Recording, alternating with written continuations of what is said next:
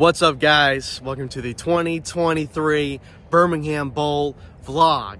This is it. This is a big day. We've been waiting for this for so long. Part 2 of the Birmingham Bowl vlog 2023. We're so excited. Troy versus Duke. We're so glad to be here.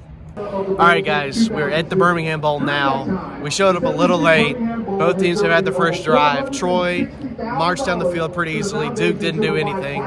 So my score prediction for this game will be 42-7 Troy. 42-7? I think this will be a blowout. That's a lot. I got Troy winning by 10 points, 24-14. I'm very excited. I don't think there's going to be as much offense, but, you know, it's going to be a good game. We're excited to be at Birmingham Bowl 2023.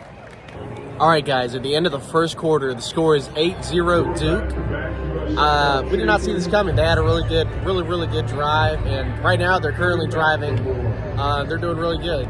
Yeah, guys, we're glad to be here. 8-0 right now, Duke winning. Like we were getting chicken tenders and fries, and all we heard was Duke scored. So shout out to Duke. This is not how we planned it, and let's see if they can pull away. I don't know. We'll see. All right, guys, end of the first half, score is 14-0 Duke. Obviously did not see this coming. My score prediction's already busted, but oh well, we ball.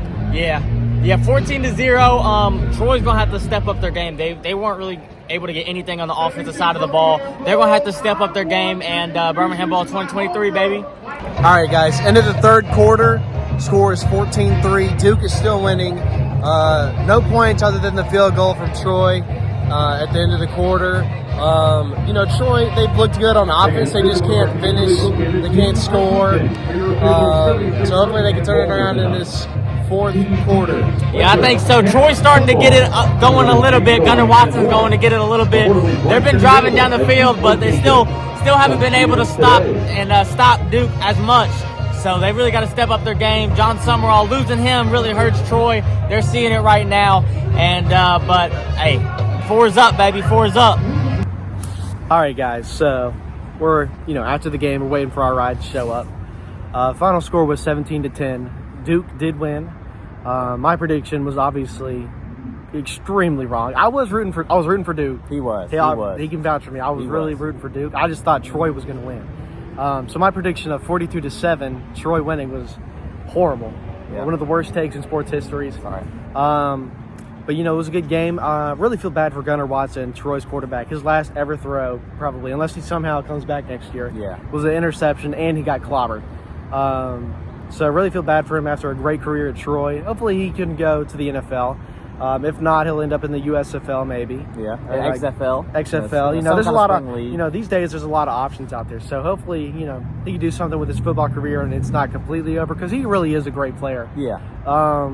But Duke, without their head coach, without their starting quarterback, without a lot of key players, they came into this game and won. So if I'm a head coach and I look at this team, I'm wanting to be the head coach for Duke if they don't hire the interim. Yeah. So really good game from Duke. Troy, really good game. You playing Duke, an ACC team. But just a really good game from Duke. Yeah. No, I was excited. I was excited to see what Duke was going to do. Both of these teams had interim head coaches. John Summerall, he led a great Troy team this year. They had a phenomenal season. 11-2, no matter what conference you're in, is hard to do.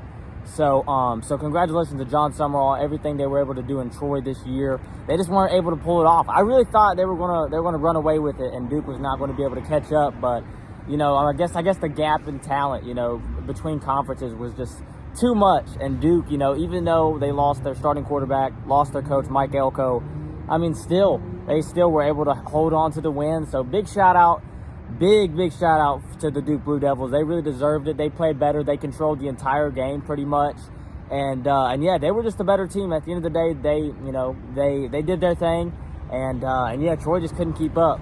Yeah, Troy on offense, they were pretty good. They could move the ball pretty easily, but the second that they got to the 50, the 40, the 30, they couldn't do anything. They had personal fouls, flags, penalties, mental errors all over the place. But after the first two drives, I thought this game was over. I thought it was going to be a rewind or a replay of last year, Coastal Carolina and East Carolina. But Duke came back, had a really good game. So shout out Duke. Yeah, great game. Yeah, guys, we're so glad. We had a great time. Thank y'all guys so much for watching for the vlog. Thank you guys. We really appreciate it.